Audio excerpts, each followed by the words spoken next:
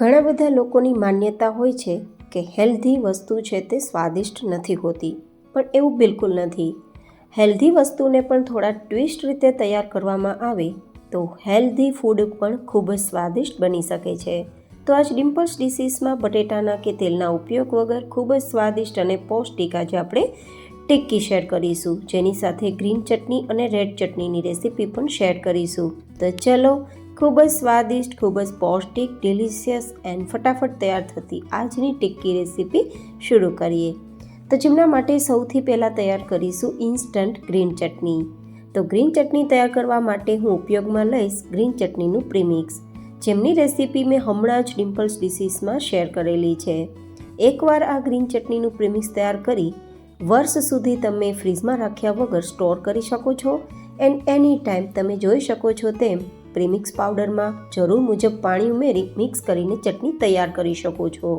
હું દર વર્ષે સિઝનમાં એટલે કે વિન્ટરમાં જ્યારે બધી જ વસ્તુઓ ભરપૂર મળતી હોય છે અને ઓછી કિંમતમાં મળતી હોય છે ત્યારે આ રીતે હું પ્રીમિક્સ પાવડર તૈયાર કરીને સ્ટોર કરીને રાખું છું, જેથી આખું વર્ષ તેનો હું ભરપૂર ઉપયોગ કરી શકું છું, જેથી મની એન્ડ ટાઈમ બંને બચી શકે છે.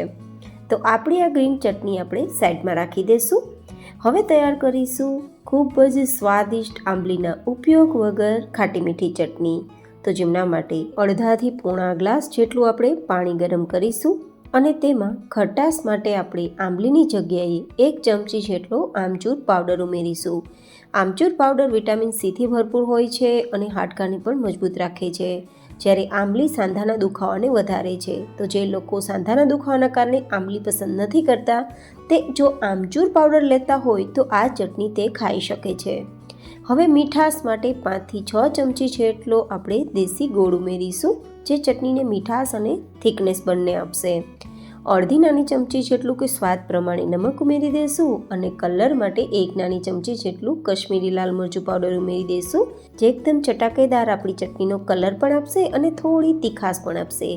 1 નાની ચમચી જેટલું ધાણા જીરું પાવડર ઉમેરી દઈશું અને મિક્સ કરી આ બધી જ સામગ્રી બરાબર મિક્સ ના થઈ જાય અને ચટણી થોડી થીક ના થઈ જાય અને 4-5 ઉફાણ ના આવી જાય ત્યાં સુધી ધીમા ગેસની ફ્લેમ પર થવા દઈશું. તો તમે જોઈ શકો છો કે થોડી જ વારમાં આપણી ચટણીમાં ઉફાણ આવી ગયા છે, લગભગ 4-5, અને ચટણી પહેલાં કરતાં થોડી ઘટ પણ થઈ ગઈ છે.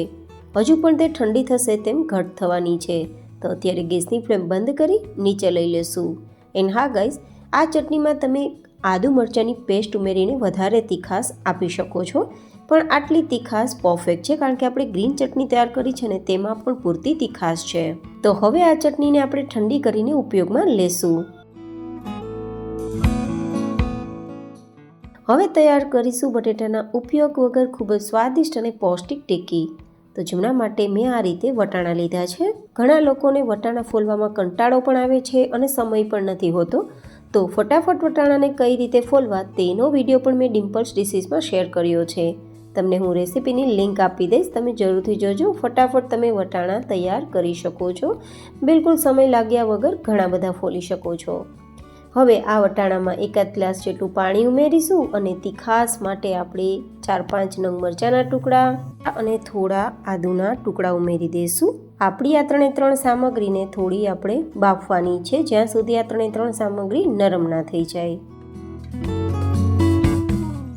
લગભગ 2 મિનિટ જેવો સમય થઈ ગયો છે અને આપણા જે વટાણા છે તે સરસ મજાના બોઇલ થઈ ગયા છે. આ રીતે ચેક કરતા એકદમ દાણો સરસ બફાઈ ગયો છે. તો હવે તેને પાણીમાંથી અલગ કાઢી લેશું અને થોડી વરાળ નીકળી જાય પછી મિક્સરમાં લઈ લેશું. હવે પાણીના ઉપયોગ વગર જ આપણે આ 3 સામગ્રીની પેસ્ટ તૈયાર કરવાની છે.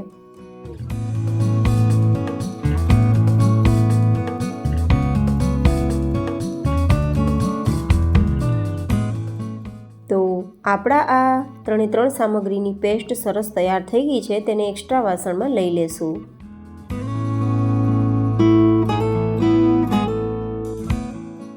અને હવે સારા સ્વાદ માટે આપણે ઉમેરીશું એકદમ નાની સમારેલી 2 નંગ જેટલી ડુંગળી.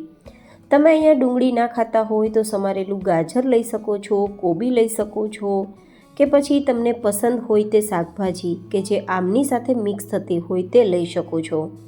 હવે આપણે તેને બાઇન્ડિંગ આપવા માટે 2 થી 3 ચમચી જેટલો કોર્નફ્લોર ઉમેરીશું. તમે કોર્નફ્લોરની જગ્યાએ આરારોટ લોટ અથવા તપકીરનો લોટ અથવા તો ઘઉંનો લોટ પણ ઉમેરી શકો છો. હવે અડધીથી પોણી નાની ચમચી જેટલું નમક ઉમેરી દઈશું અને 1 પેકેટ મેગી મસાલા. જોકે અત્યારે મેં રેડીમેડ ઉમેરેલો છે, જોકે ઉમેરવો ટોટલી ઓપ્શનલ છે. સાથે ઉમેરીશું એકાદ નાની ચમચી જેટલો આમચૂર પાવડર.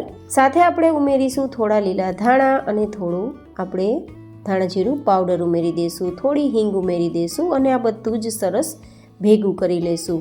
અને મિક્સ કરતાં જો તમને થોડું લૂઝ લાગે તો અહીંયા ફરીથી કોર્નફ્લોર લોટ કે ઘઉંનો લોટ ઉમેરી શકો છો કે પછી રવો ઉમેરી શકો છો. પણ 2 ચમચી કોર્નફ્લોરમાં બધું જ સરસ મિક્સ થઈ ગયું છે, બાઇન્ડિંગ આવી ગયું છે, તો મારે હવે વધારે કોઈ લોટ ઉમેરવાની જરૂર નથી રહી. આ રીતે તૈયાર થઈ ગયા બાદ ટિક્કીનો શેપ આપવા માટે એકવાર હથેળીને તેલથી ચીકણી કરી લેશું, જેથી આ બધું જ મિશ્રણ હાથમાં બિલકુલ ના ચીપકે. અને આ રીતે થોડું પાતળું એવું આપણે થેપલી જેવું તૈયાર કરીશું. બહુ વધારે જાડું નહીં રાખીએ, કારણ કે આપણે માત્ર આજે આ ટિક્કીને શેકવાના છીએ, એ પણ તેલના ઉપયોગ વગર. જો તમે તળતા હોય તો થોડું જાડું કે થીક તમે ટિક્કી તૈયાર કરી શકો છો. હવે ઘઉંની શેકેલી સેવ મેં લીધી છે, જેને આ રીતે આપણે ટિક્કીથી કોટ કરી લઈશું, જેથી એકદમ ઉપરથી ક્રન્ચી ટેસ્ટવાળી ટિક્કી તૈયાર થાય. જો કે તમે આ રીતે ઘઉંની શેકેલી સેવ ના હોય તો રવાનો ઉપયોગ કરી શકો છો અથવા બ્રેડ ક્રમ્સનો ઉપયોગ કરી શકો છો. હવે આપણી ટિક્કીને આપણે શેકવાના છીએ, તો તવાને થોડો હલકો ગરમ કરી એકવાર તેલથી ચીકણો કરી લેશું, જેથી આ ટિક્કી નીચે તળિયે ચીપકે નહીં. જો કે આપણે તેલ વગર ટિક્કી તૈયાર કરીએ છીએ તો વધારે તેલની જરૂર નથી. અને બધી જ એરેન્જ કરી ધીમા ગેસની ફ્લેમ પર 1 મિનિટ માટે થવા દેશું.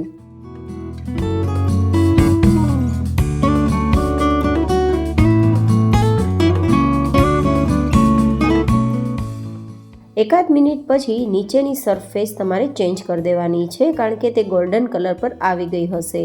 અને ધીમા તાપે તેને શેકવાની છે, જેથી અંદર સુધી તે બફાઈ જાય, કાચી ના રહે. તો કેવી લાગી તમને મારી ખૂબ જ પૌષ્ટિક, ડિલિશિયસ એન્ડ સ્વાદિષ્ટ ટિક્કી? મને કોમેન્ટમાં જરૂર બતાવજો. ફરીથી 1 મિનિટ જેવો તેને સમય આપવાનો છે અને 1 મિનિટ પછી આ રીતે તમે જુઓ તો બંને સાઈડ કૂક થઈ ગઈ છે. એકવાર ચેક પણ કરી લેવાનું કે અંદરથી કાચી ના હોય. તો આ તૈયાર થયેલ ટિક્કીને તમે લંચ બોક્સમાં પણ આપી શકો છો અને બ્રેકફાસ્ટ કે સ્નેક્સમાં કે ડિનરમાં કે લંચમાં પણ લઈ શકો છો. સોસ સાથે પણ ખાઈ શકો છો અને આપણે તૈયાર કરેલી ગ્રીન એન્ડ રેડ ચટણી સાથે તો ઓફકોર્સ ખાઈ શકો છો. જો કે દહીં સાથે પણ ખૂબ મજા આવે છે.